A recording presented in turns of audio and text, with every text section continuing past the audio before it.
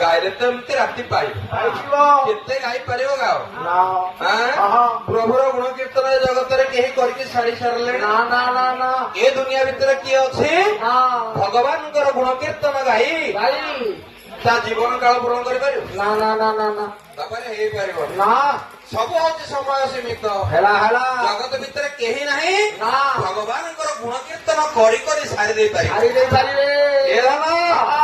କିଏ ସେ ଗଣିବ ବରଷା ଧାରା, କିଏ ସେ ଗଣିବ ଗଗନ ତାରା, କିଏ ସେ ଗଣିବ ଭଗବାନ, କିଏ ସେ ଗଣିବ ଗଗନ ତାରା, କିଏ ସେ ଗଣିବ ସିନ୍ଧୁ ଲହରୀ, କିଏ ସେ ଗଣିବ ତୋଲ ପହରୀ, କିଏ ସେ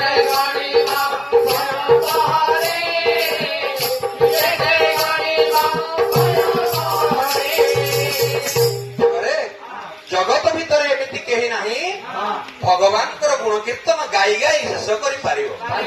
ଅଗାଧ ସମୁଦ୍ର ଯାହାର ନାଉରୀ ହଉଛନ୍ତି ମହତ ପୁରୁଷ ଭଗବାନ କୃଷ୍ଣଚନ୍ଦ୍ର, ଜଗଦୀଶ୍ୱର ପରମେଶ୍ୱର ଠାକୁର ଜଗତର ସ୍ରଷ୍ଟା କଲ୍ୟାଣ କରିବା ଉଦ୍ଦେଶ୍ୟରେ ନାମ କୀର୍ତ୍ତନ ନାଇଁ ବାବାରେ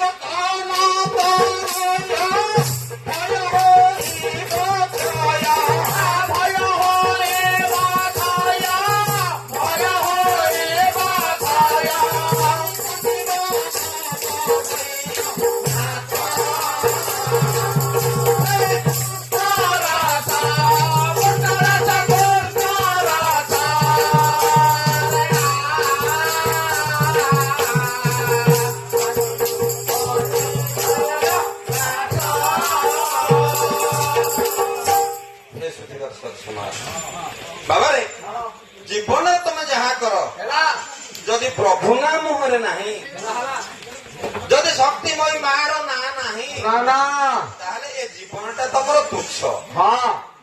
ଜନ୍ମ ଦେଇଛି କର୍ମ ବି ସିଏ ଦେଇଛନ୍ତି। ଗର୍ଭଧାରୀ ମା ଆମକୁ 10 ମାସ 10 ଦିନ ଧରି ଗର୍ଭରେ ରଖିକି ଜନ୍ମ ଦେଇଛନ୍ତି।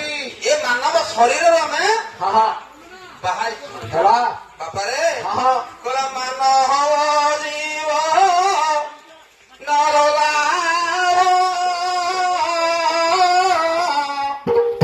ଯେବେ ଗୋବିନ୍ଦେ କରିବା ଯେବେ ଗୋବିନ୍ଦେ କରିବା ଯେବେ ଗୋବିନ୍ଦେ କରିବା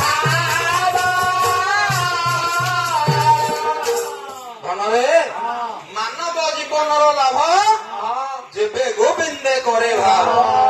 ଗୋବିନ୍ଦରେ ଯଦି ଭାବ ନାହିଁ ଜଗତରେ ତମର କିଛି ନାହିଁ। ତମ ମଣିଷ ଜନ୍ମଟା ହଉଛି ଠିକ।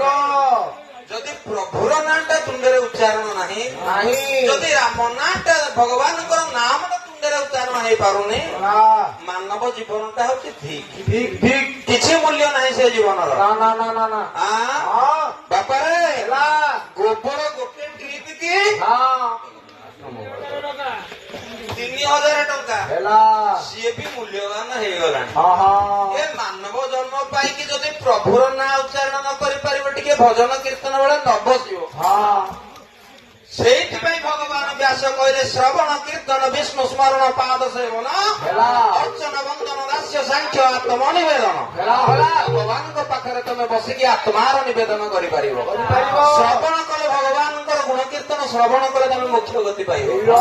ତାପରେ ଜୀବନରେ ଯେତେ କାମ କର କିଛି ମନା ନାହିଁ ହେଲା ଯାହା ପଦରୁ ମକରନ୍ଦ ଧରୁଛି ସେଇ ପ୍ରଭୁର ପାଦକୁ ଦିନେ ନା ଦିନେ ତମେ ଖୋଜିବ ଖୋଜିବ। କାହାର ଜୀବନରେ ଭାଗବତ ଦରକାର ଥାଉ ନଥାଉ ମରିବା ସମୟରେ ନିହାତି ତା ପାଇଁ ଭାଗବତ ହଁ ଅଧ୍ୟାୟଟେ ଲୋଡ଼ା ଲୋଡ଼ା ଲୋଡ଼ା ଇଚ୍ଛା ଥାଉ ନଥାଉ ନଥାଉ ହଁ କହିଲା ଗୋବିନ୍ଦ